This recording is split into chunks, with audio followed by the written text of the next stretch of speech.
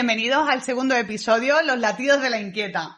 Hoy tenemos con nosotros a José Manuel, presidente de la Asociación APSA de Sanlúcar y una persona muy comprometida con la erradicación de la violencia en los centros educativos. Su trabajo se inscribe en la defensa de los derechos del alumnado, la mediación en los centros, la sensibilización de la comunidad y la colaboración con centros escolares, alumnos y autoridades, no solo en Sanlúcar de Barrameda, sino también en nuestra provincia y en nuestra comunidad, donde ha participado en la elaboración del nuevo proyecto de ley antiacoso y ciberacoso escolar en Andalucía. A través de la asociación a la que pertenece, impulsa campañas de concienciación, formación para docentes y familias, así como acciones directas dentro de las aulas. Bueno, pues bienvenido, José Manuel. Gracias. Estoy encantada de tenerte por aquí, así que agradezco tu tiempo. ¿Cuál fue el momento concreto en el que dijiste ya basta al ver violencia en un centro? Todo empieza por el acoso a mi hijo, ¿no? Entonces, a partir de ahí, yo que soy educador, que soy maestro, que llevo muchos años en educación, que además estoy formado, o estaba formado en aquel momento, pero entonces te das cuenta todas las herramientas que hacen falta, cómo te dejan solo, cómo atacan a la familia, no solamente a la víctima, que por supuesto es el alumno que sufre el acoso escolar, y ves cómo no puedes ayudar ni a tu hijo ni a nadie porque te faltan todas esas herramientas. Cuando conseguimos estabilizar el caso, llegó la pandemia y todo eso, ahí es donde nos planteamos servir de ayuda a aquellas personas que pasaban por donde nosotros habíamos pasado. Y ahí es donde empezamos a formarnos, ahí empezamos a hacer varios posgrados en intervención y en prevención del acoso escolar, hicimos un posgrado a nivel internacional, hice el tema de perito judicial para la prevención del acoso escolar, mediación. Entonces ahí empezamos a intentar ayudar a la gente de Sanlúcar. Lo que pasa es que en un mes, en poco más de un mes ya llevábamos 100 casos, no eran solamente de Sanlúcar, sino ya empezaron a llamarnos de todas partes de la provincia, de otras provincias y también de fuera de Andalucía. Y ahí es donde la cosa se vuelve ya aún más seria todavía. ¿Cómo descubriste también el acoso a su hijo? Nosotros no nos dimos cuenta, o sea, mi hijo llevaba muchos años sufriendo una serie de síntomas que creíamos que tenía que ver más bien con una enfermedad. Y un día de manera fortuita y gracias al psicólogo al que acudimos nos dijeron que era todo lo que él padecía era a consecuencia del acoso escolar que llevaba sufriendo desde hacía años. Y ahí es donde te das cuenta de todo lo grave que es esto, ¿no? Porque en el 85% de los casos las víctimas no hablan del tema. Y muchos de esos casos están silenciados y pasan toda su etapa escolar sin haber hablado del tema. E incluso ahora mismo tenemos personas adultas de 25 o 26 años que ahora es cuando se han atrevido a pedir ayuda del acoso que estaban recibiendo en su etapa escolar. Porque el gran problema de esto, Yolanda, es que deja huella siempre. Y esa huella hay que trabajarla con los psicólogos, con los especialistas de la salud, para intentar que esa huella, ese daño que te crea a nivel cerebral, sea lo mínimo posible. Qué duro, ¿verdad? Es muy duro, muy duro. Descubrir unos padres que su hijo está siendo acosado tiene que ser bastante duro, la verdad. Y sobre todo más duro, Yolanda, el que cuando pides ayuda, en este caso eran amigos, y todo el mundo te vuelve la cara y todo el mundo señala a la víctima como el causante, que es el gran problema que hay en el acoso escolar, no en España sino en todo el mundo, que al final ponemos el dedo en la víctima, señalamos a la víctima y esa víctima encima le hacemos muchísimo más daño. En vez de ayudarla, en vez de decir, bueno, vamos a intentar mediar, vamos a intentar terminar con este caso de acoso, es al revés. Se destruye a la persona. Totalmente de acuerdo contigo y no solo creo que no solo se actúa de esa manera en el acoso escolar, sino en cualquier tipo de violencia que se ejerce sobre otra persona. Normalmente se señala a la víctima y es a la víctima a la que se le cuestiona si está diciendo la verdad o si miente. Es curioso, pero el ser humano normalmente actúa desde esa posición de incredulidad. Cuando nos reunimos con expertos y hablamos del tema siempre decimos que el bullying es la base de todo. O sea, el bullying que ocurre es la base de todo acoso en un futuro y todo o la mayor parte de la violencia que estamos viviendo en la edad adulta. Ten en cuenta que aquí el gran problema de señalar a la víctima y no señalar al acosador, al victimario, es que ese victimario, esa conducta agresiva y violenta la va a ir reproduciendo el resto de sus días. Cuando sea adulto, seguirá con esas conductas violentas, porque nadie, en toda su etapa escolar les ha dicho que lo que están haciendo está mal. Los padres, los familiares, muchas veces ocultamos, sabiendo y teniendo pruebas que nuestros hijos son acosadores o acosadoras, y ocultamos lo que nuestros hijos están haciendo, con lo cual le hacemos un flaco favor. Desde AXA siempre hemos abierto las puertas a ayudar al acosador y a la familia del acosador. Pero al ocultarlo es imposible. De cerca de 500 casos, solamente son 5 los acosadores y las familias que han venido a pedirnos ayuda. El resto no solo no te piden ayuda, sino que no se arrepienten de lo que han hecho a lo largo de esa etapa escolar o de esas, porque además no termina la etapa escolar. Normalmente el acosador finaliza la etapa escolar y sigue ejerciendo, incluso con esa misma víctima, sigue ejerciendo esa violencia allá donde lo encuentra. Una pregunta que te voy a hacer que no tenía en el guión, pero que sí que tenía en mi mente el poder realizártela.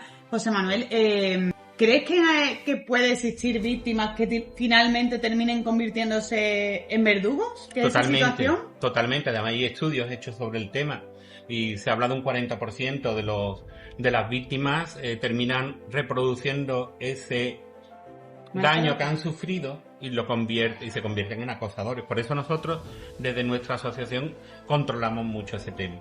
Con estas víctimas que estamos trabajando a través de la defensa personal, a través del tema, cuando vemos que hay indicios, y ahí paramos y explicamos la importancia tal, intentamos concienciar de que no ocurra, porque es una fina línea. O sea, tú llegas como una medida de prevención a decir, bueno, para que no me lo hagan, lo hago. Claro.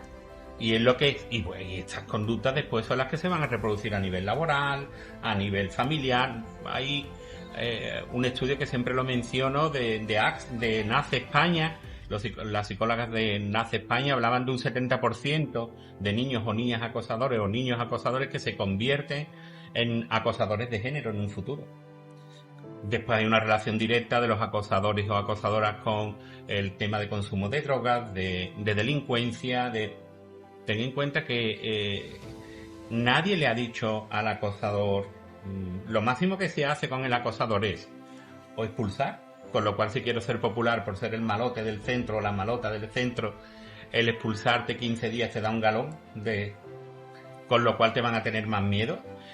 O lo máximo que se hace en los centros educativos es cambiar a la víctima de centro, con lo cual es el triunfo del acosador. El acosador ve como a quien ha acosado lo cambian de centro. Y tiene que empezar de cero. Es un premio, es un premio lo que le estamos dando. Y es un castigo para la víctima. O sea, porque para la víctima encima que he recibido ese acoso me tengo que cambiar de centro. Y ahora, en base a esto que estamos hablando, se me ocurre otra pregunta. Porque dejar a la víctima donde ya hay viciado un entorno colaborativo, digamos indirectamente, hacia ese acoso, ¿no la podría perjudicar? Esto hay que estudiar cada caso. En concreto, claro, es una pregunta muy general. Pero a nivel generalizado, yo te digo que si las medidas se tomasen con los acosadores y se cambiasen a los acosadores de centro, sería una medida muy persuasiva para aquel que está de observador y veía que la conducta del acosador era buena. Porque ya ahí empezamos a parar. Porque está claro que esto tiene que tener un castigo. Porque no estamos hablando de cosas de niños, estamos hablando de violencia y estamos hablando de un acto delictivo, de tal forma que si este acto, en vez de hacerse con 14, 12, 11 años, se hace con 19 o con 18, es un delito, tiene cárcel. Entonces, la diferencia es la desprotección que tienen nuestros niños y niñas, porque se están enfrentando ante un delito, pero no hay nadie que los proteja. Qué triste. Tenemos, primero, y además que siempre lo digo, que no quiero señalar a los maestros, soy maestro, y no quiero señalar a los maestros como los causantes de hecho. También me duele mucho cuando se dice que nace en los centros educativos. No, el acoso nace en nuestras casas. O sea, el germen del bullying nace en nuestras casas. se reproduce en el centro educativo porque es donde están los niños. Muchas horas. Y sí es cierto que hay profesionales que no hacen bien su labor, pero señalemos a esos profesionales que no hacen bien su labor, no señalemos a todos. Claro. No, y por eso en el Parlamento, por ejemplo, en consejería, lo que estamos pidiendo es formación al profesorado, formación a los orientadores y sobre todo formación a la familia. Y formación a la familia desde los 3 años. Claro. No desde los 12, 14, 16. Es cuando ya empieza lo fuerte. Esto es prevención. Tenemos que realizar una prevención para que no ocurra lo que está ocurriendo en estos días. ¿Y qué forma de violencia es la que más se repite, digamos, en los centros? ¿La física, la verbal? La psicológica y la social. El aislamiento social es lo que funciona. Además, lo tenemos comprobado en los 500 casos que hemos visto, o casi 500 casos que hemos visto, que eso se repite en todos y es lo que más daño hace. Porque no hay daño peor que le pueda ocurrir a un niño o una niña que lo dejen solo. Y que no dejen... Porque habría que hablar del comportamiento del acosador. O sea, el acosador normalmente lo que hace cuando se dan cuenta que lo están controlando, él no va a acosar directamente a la víctima, pero sí va a influir en todo el entorno para que nadie se acerque a la víctima. Y tenemos muchísimos casos donde la víctima ha intentado hacer amistad con otros grupos en el mismo centro educativo o fuera del centro educativo y los acosadores se encargan y acosadoras se encargan de hablar con esos niños para que no se acerquen a este. Y no solamente lo dejan solo en el centro, sino lo dejan solo a nivel social en la calle, dentro del centro, fuera del centro, a nivel de redes sociales, lo aíslan y eso es lo que conlleva. Todo eso es lo que conlleva el tema de los 200.000 suicidios que hay al año en el mundo. Al final es un tipo de maltrato, aunque en edad nos duela decir que es un tipo de maltrato, al final el acoso escolar es un maltrato en toda regla. Es violencia. Es violencia. Es violencia. Y actúa igual Claro, que en otros ámbitos cuando hay maltrato, es exactamente las mismas pautas. Aislamiento es la principal. Yo me gustaría decirle a esos profesionales y a esos familiares que hablan siempre de son cosas de niños, que se pusiesen los zapatos de ese niño. Si le ocurriese eso a su hijo o a su hija, ¿cómo lo verían? ¿Verían que es cosa de niño? O sea, cosas de niño es, por ejemplo, una amenaza de te voy a cortar el cuello. Cosas de niño es no poder ir a una feria porque te amenazan con una navaja. No. Cosas de niño es decir te vamos a violar. O sea, eso ocurre en cada caso que estamos viendo, en muchos de los casos. Es una violencia increíble. Si de las personas que nos están viendo esto que estoy diciendo lo consideran normal, yo no les aconsejo que lleven a sus hijos al psicólogo. Les aconsejo que vayan ellos al psicólogo, al psicólogo o al psiquiatra, y pidan ayuda, porque son comportamientos que lo que hacen es justificar la violencia por la violencia. Y este es el mal del futuro. Sabemos que un niño que acosa, si no se hace nada con él, en un futuro seguirá acosando de manera distinta y ejercerá esa violencia el resto de su vida. Por eso le damos tanta importancia a este tema. Y las cifras son cada vez más espeluznantes. Estamos hablando de lo que hemos dicho, 200.000 muertos al año, pero todos los estudios, desde el informe Cisneros en el 2006 hasta el último informe que se ha hecho en el 2023 en el Observatorio de Convivencia Escolar, hecho por el Ministerio de Educación y Ciencia. En el Cisneros te sale 1 de cada 4 niños sufre acoso escolar, y en el de observación del Observatorio de Convivencia del Ministerio nos sale que un 9,8% de los niños sufren acoso. Entonces tú te llevas esas cifras a Andalucía. Tenemos 1.870.000 alumnos.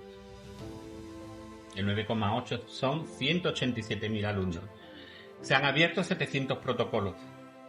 ¿Dónde están el resto? O sea, lo que hay debajo, lo que tenemos debajo, lo que no se sabe es aún mucho más grave de lo que estamos viendo. Cuando vemos estos casos últimos que han salido, el caso de Jerez, el caso de Sandra en Sevilla y tal, eso es lo que está arriba, pero que día a día estamos viendo nosotros de nuestras asociaciones casos de estos. Casos que pueden terminar muy mal, todos terminan mal, porque si no se cogen a tiempo, las víctimas no reciben atención, y en el mejor de los casos, cuando reciben atención, las reciben ya habiendo sufrido muchísimo daño. ¿Y qué factores cree usted que favorecen al bullying en sí? ¿Familiares, culturales, de formación a la familia? Es de todo un poco. Indudablemente el cultural, la educación influye mucho, pero estamos viviendo en una época de redes sociales muy importante, que es lo que ha hecho que esto se multiplique por 100. Y el buscar un like, por eso se mata, por buscar un like, por la falta de cultura que hay también en este tema. No estamos hablando de redes sociales, bueno, si se llevan bien es algo bastante positivo, pero si se llevan mal es algo muy negativo. No se le puede dar a un niño un móvil con 9, 10, 11 y 12 años para que estén interactuando en las redes sociales sin tener... yo no dejaría a mi hijo de 12 años, no lo montaría en un avión y le diría, vete a Turquía. Pues eso es lo que hacemos cuando... A Turquía es otra ciudad, pero te quiero decir que cuando le damos a nuestros hijos un móvil y está abriéndose al mundo, ahí le puede pasar absolutamente de todo. Eso por un lado. Por otro lado, el tema de buscar esos likes a costa de ser popular por hacer daño. Normalmente los acosadores no son populares en los centros educativos, a no ser que esté haciendo daño. Entonces, el que tú busques el hacer daño, el que tenga muchos seguidores, eso es lo que hace que los centros educativos tengan. Y sobre todo, de que no se hable en los centros educativos, de que no se hable del acoso. O sea, el acoso es algo que está prohibido, es una prohibición no escrita, es una prohibición no escrita, ¿no? Pero que no se habla en los centros educativos del acoso escolar porque se piensa que es incitar, y es al revés.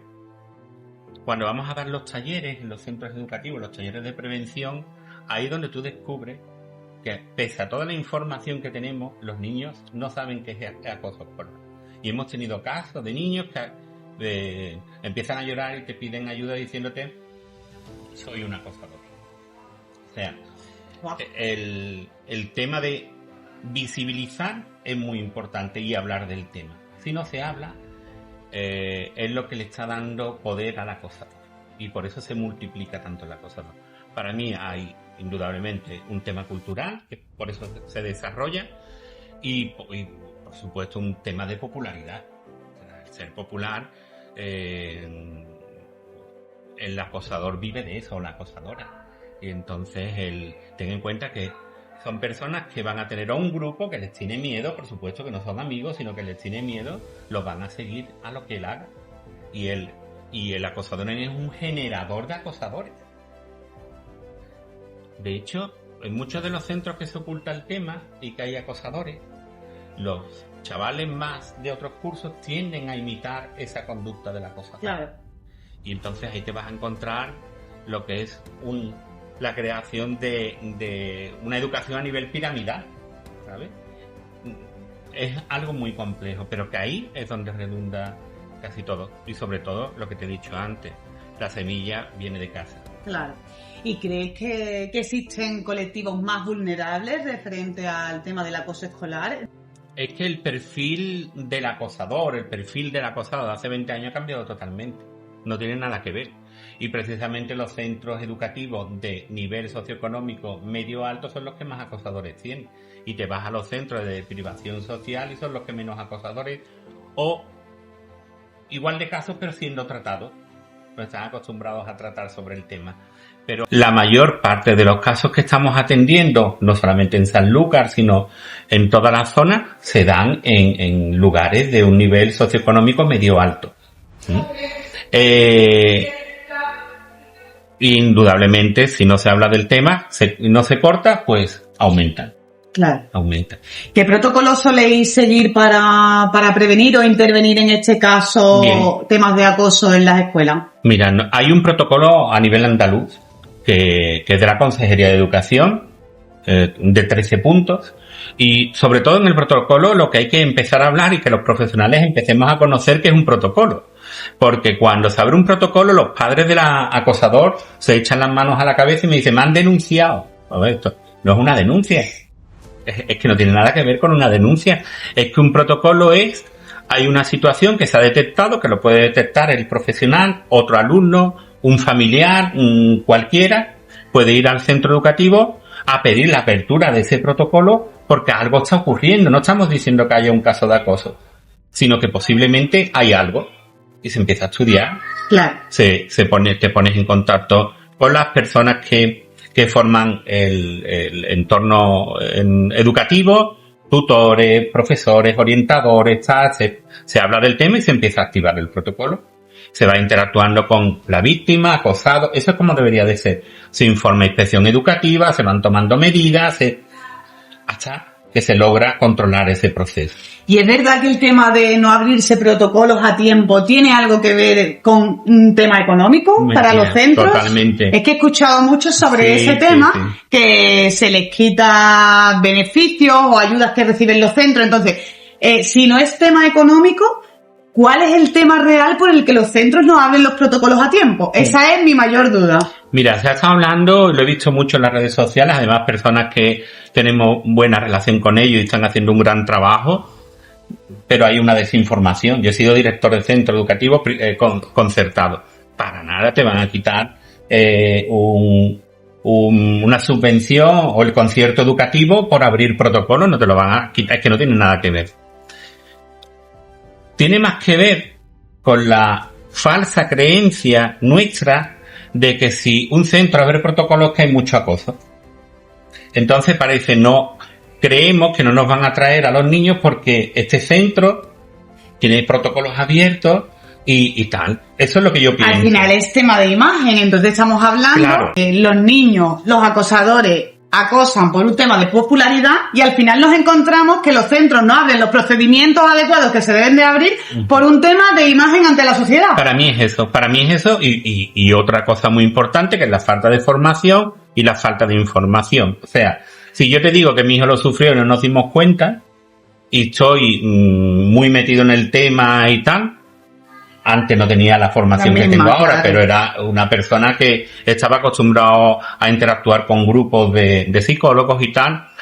Pues imagínate tú cualquier otra persona que no tenga nada que ver, no se da cuenta para nada. Y los maestros, el gran problema de esto es que no tenemos formación, y si no tenemos formación no detectamos los casos. Pero el gran problema es que somos nosotros los que tenemos que abrir un protocolo.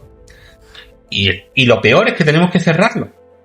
Y es como, imagínate, hay que operar a alguien de corazón y pasa por ahí alguien, le vas a decir, opéralo.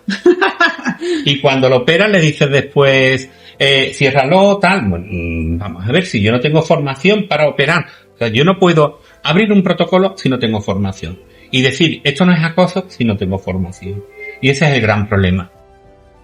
De todas formas, yo creo que está habiendo un cambio de conciencia y ya hay padres que, por ejemplo, tengo uno en concreto que ha ido a un centro privado y preguntó, abrí el protocolo aquí y le dijeron, no, aquí no hay casos de bullying, dice, pues me voy.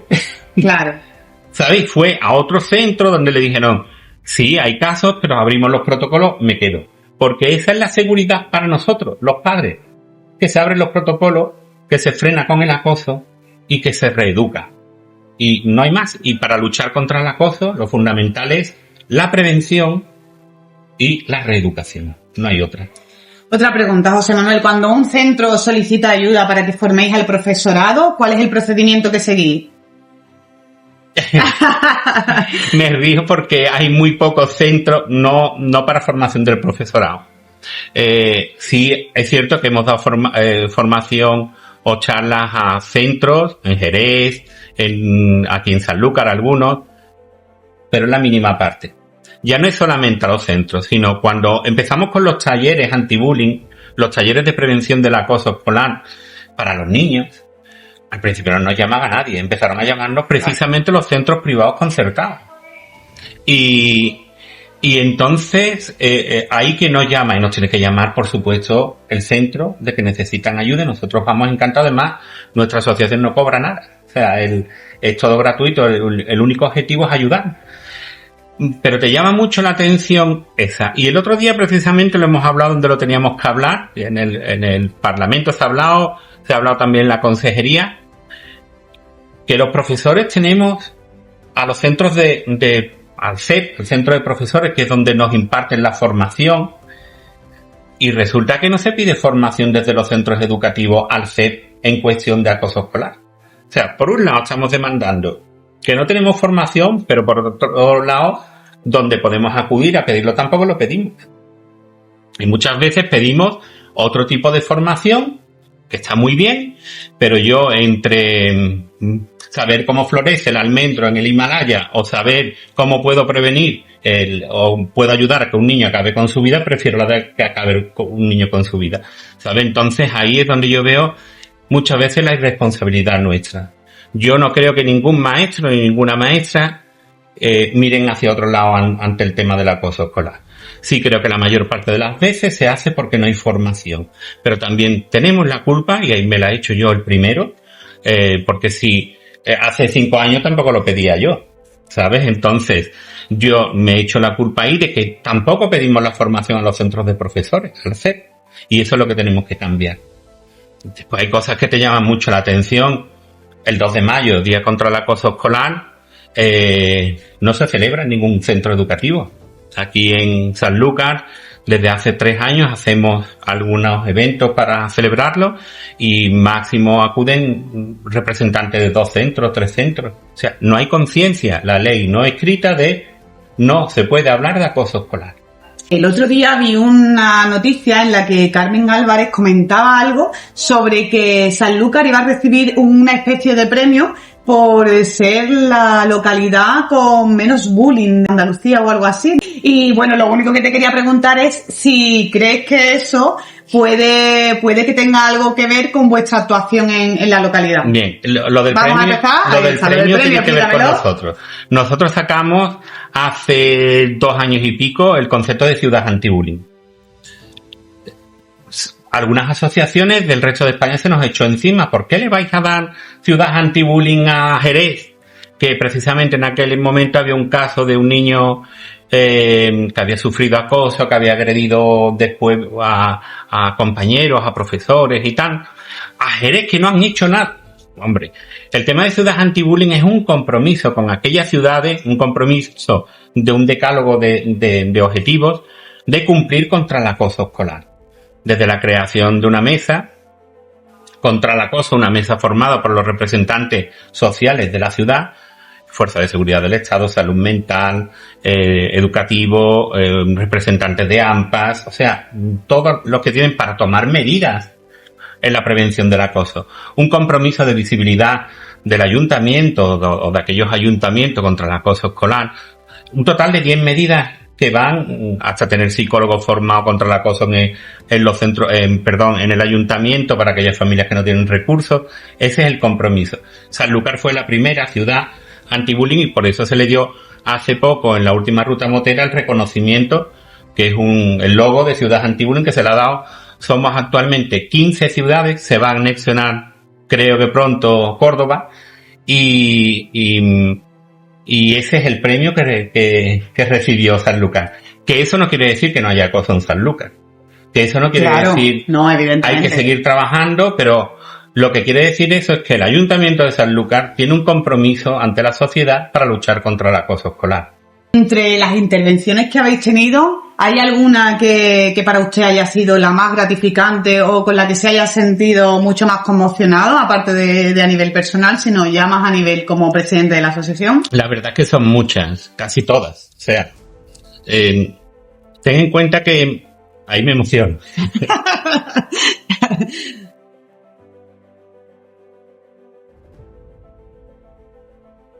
Me emociono porque tú ves lo poco que hace falta para ayudar y cómo todo el mundo mira para otro sitio. O sea, ahora ha salido esto de lo que ha ocurrido con Sandra.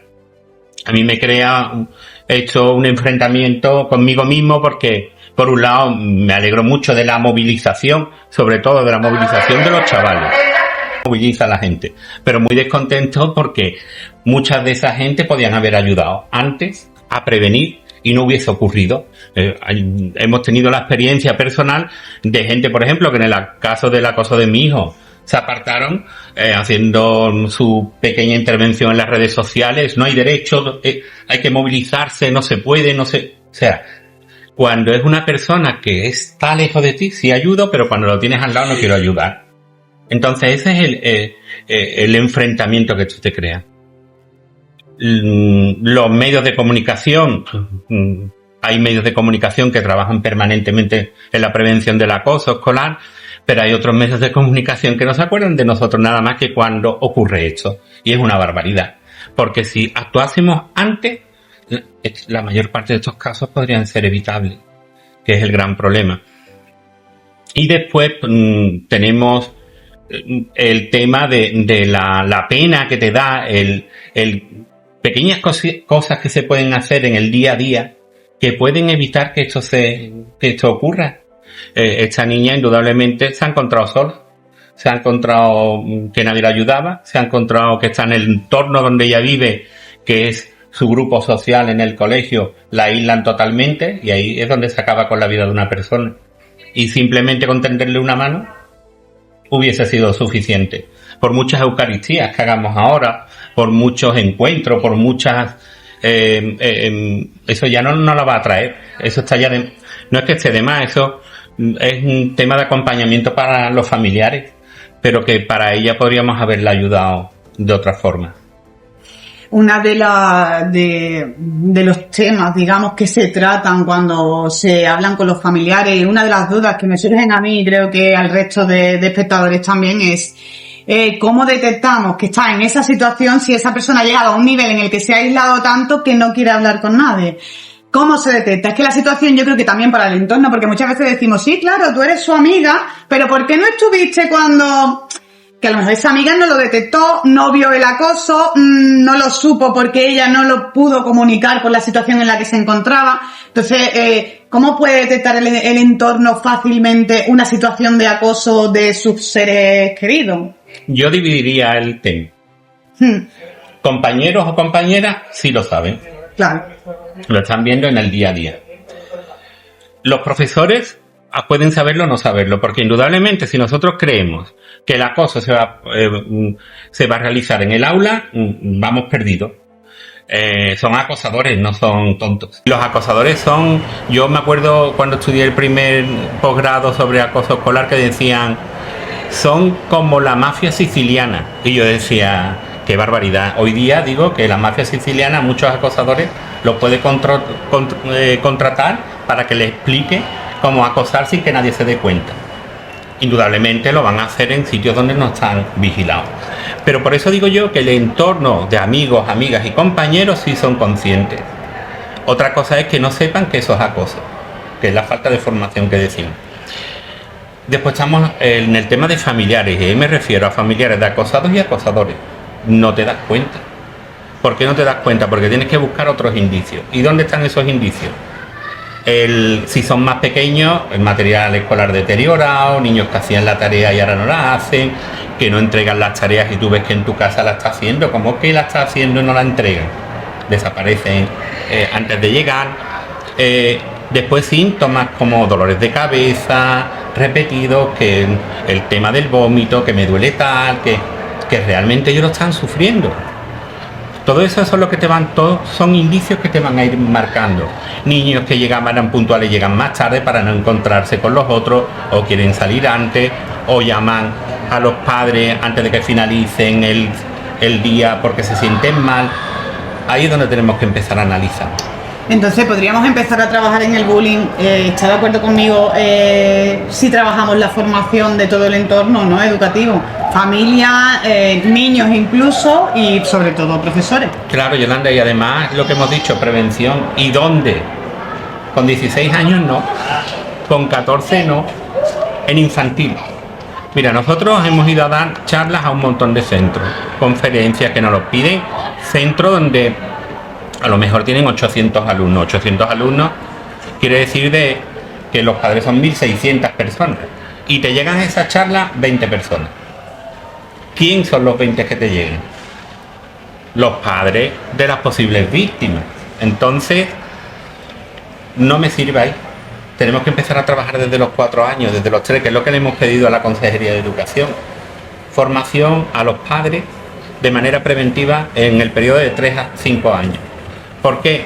Porque ahí te vienen todos los padres. Nosotros cuando tenemos un niño, nuestro bien más preciado, lo queremos proteger y pensamos siempre que nuestro hijo puede ser víctima, pero que no puede ser verdugo. Entonces, ahí te van a venir todos los padres y se puede hacer una muy buena formación. Y es a partir de los 3, 4 años donde tenemos que empezar a prevenir el acoso escolar. Otra duda que me surge, ¿cuál suele ser la reacción de los agresores y de los familiares de los agresores cuando vais a decirle hemos detectado esta situación?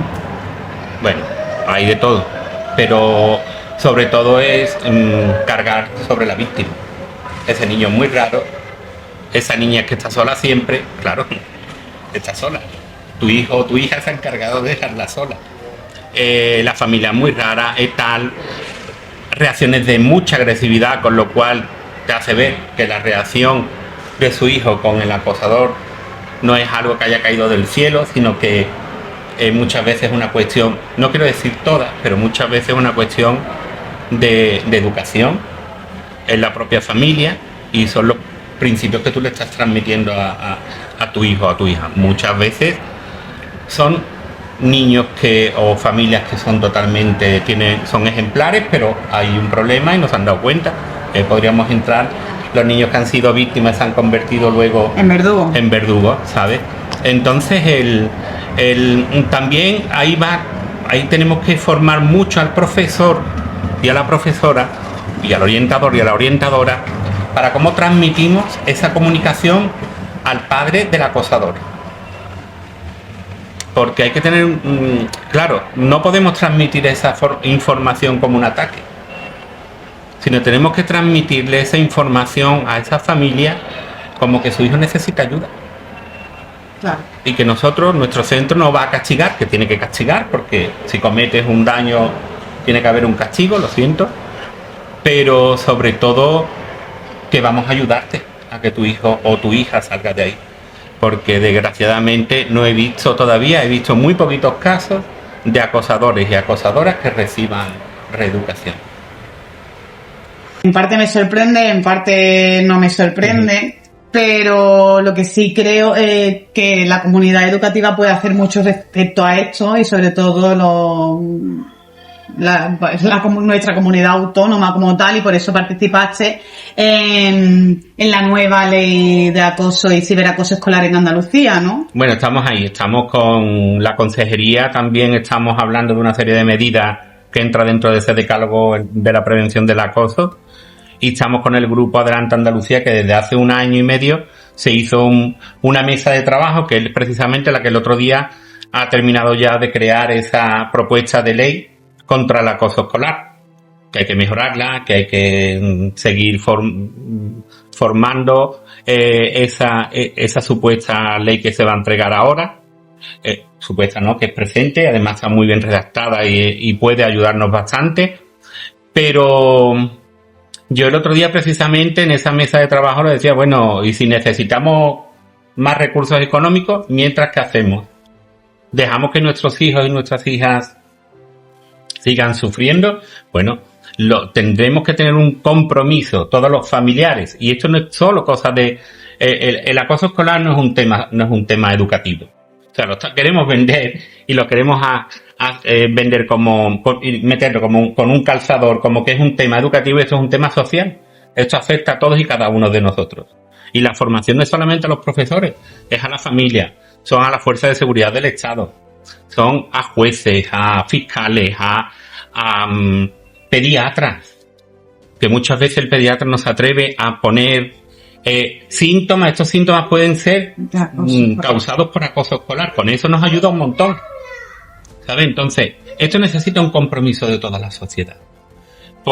Si esta ley llega a llevarse a cabo, que creo que sí, que si no es esta ley va a ser muy próxima, nosotros tenemos que tener como sociedad un compromiso para que esto acabe, o si no la ley será otro papel más.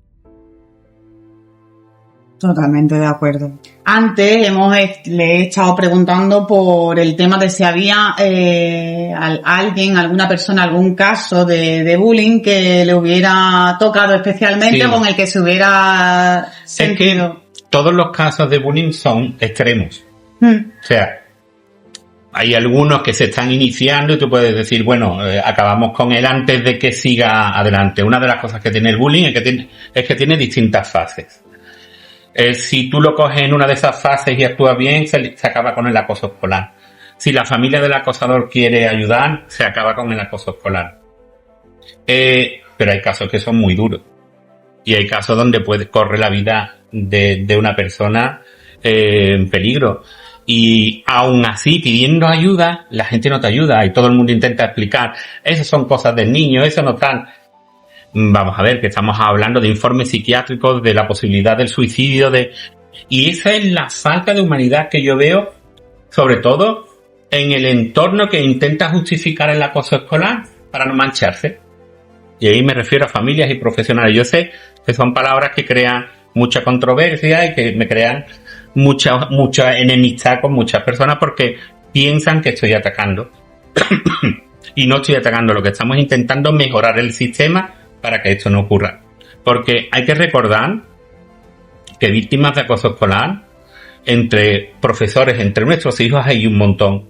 Y entre hijos de policía, entre hijos de jueces, o sea, quiero decir con esto que esto le toca a todo el mundo. Y si 1 de cada 4 niños está recibiendo acoso, probablemente tu hijo o tu futuro hijo sea un acosador, un acosado o un observador de este tipo de cosas. Y nada más que por egoísmo propio debemos de actuar. Totalmente de acuerdo. ¿Y en qué medida cree usted que puede cambiar el centro educativo solo el sistema? Viene al hilo de lo que me acaba de contestar referente a que no es solo responsabilidad del centro educativo. Si solo dependiera del centro educativo, ¿cómo creería usted que quedaría el bullying? Indudablemente esto necesita un estudio muy profundo de cada caso, ¿no? Pero te voy a exponer 2 o 3 casos que tengo en la cabeza, donde 2 o 3 profesores han dicho, esto se acaba aquí. Y se acaba.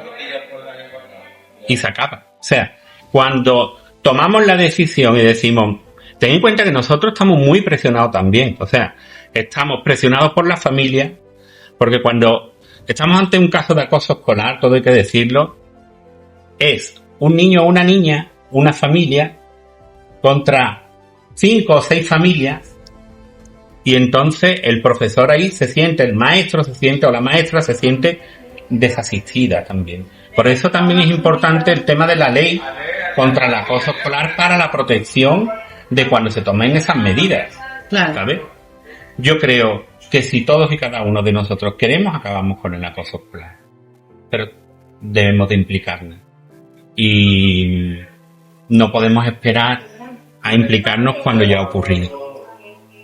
Que es la lástima de lo que estamos viviendo en estos días. Bueno, quiero preguntarte, ¿cómo te gustaría que recordaran vuestra labor dentro de 20 años en nuestra comunidad autónoma? Yo ahí no sé qué contestarte porque verás tú, yo lo que siempre he dicho, por ejemplo, el objetivo de nuestra asociación, ¿cuál es? Cerrar. Si nosotros cerramos es que esto se ha acabado. Y entonces quiero que nos recuerden por eso. Porque cerramos. Pues ahora vamos con una sección muy muy bonita y es voy a comenzar, sí, ¿vale? Haciéndote la pregunta que nos ha dejado nuestro anterior invitado, Abel Mansilla. Un besito, Abel, para ti. Con esta pregunta ya cerramos la ronda y Abel me dijo que si usted creía que el bullying sería posible que se erradicara al 100%. Si usted lo ve probable. Bien. A mí me encantaría, creo que es muy difícil que se erradique al 100%, pero sí creo que es muy probable que cambiemos el concepto, que nadie mire hacia el otro lado y que sí se actúe contra el bullying. O sea, con lo cual existirá bullying, pero se acabará con él en cada uno de los casos que vaya surgiendo. Y eso es por eso creo que es tan importante seguir luchando contra el acoso escolar. Indudablemente es como si hablamos de la violencia de género, es muy difícil erradicarlo, pero sí es muy fácil ir aislando el tema de estas conductas, que son además conductas ilícitas, que son condenables y que no deberían de existir en nuestra sociedad. Totalmente. Una sociedad donde haya bullying es una sociedad, por supuesto, que no ha avanzado nada en absoluto con respecto a la sociedad de los hombres de las cavernas. Pues voy a darte el detallito que nos ha dejado Abel, que como sabéis que estáis trayendo 3 detalles, ¿vale? Abel decidió que esta camiseta, que era la de su primer reto en Sanlúcar de Barrameda, quería que la tuviera usted, ¿vale? Y yo se la entrego con todo el cariño del mundo por su parte. Muchas gracias. Y ahora, pues llega el momento en el que me va a entregar. Te lo voy a entregar yo. Las chapitas de APSA, de la Asociación Antibullying de Sanlúcar, ¿vale? Como ya sabéis del programa anterior, una va a ir para este saquito, que aquí están cada una de las personas que pasen por los latidos de la inquieta, van a dejar aquí su obsequio, y ese obsequio será sorteado. Todos los obsequios de este texto van a ser sorteados cuando termine esta temporada entre todos vosotros, los seguidores. Y ahora pues me voy a echar una fotito contigo para que la tengamos para el recuerdo. Bueno, José Manuel, y nuestro siguiente invitado va a ser José Luis, director de Barra Media. Se va a llevar tu chapita de regalo, y aparte quiero que nos digas qué pregunta le harías a José Luis. Buena persona y buen profesional. A José Luis lo que le voy a decir es cómo cree que desde Barra Media podría contribuir para acabar con el acoso escolar. José Luis, ahí te lo dejamos caer. Bueno, y ahora, igual que aquí Abel ha dejado cómo se ha sentido durante toda la entrevista, a mí me gustaría, José Manuel, que escribieras en esta página cómo te has ido sintiendo tú. Muy bien. Siendo totalmente sincero, ¿vale? Y puedes elegir el color que quieras. Vamos a elegir el verde. De la esperanza. Ahí. Bueno, pues ha sido un placer. En este segundo programa he descubierto que los latidos de José Manuel suenan a coraje que cura. Muchísimas gracias por acompañarnos durante esta jornada.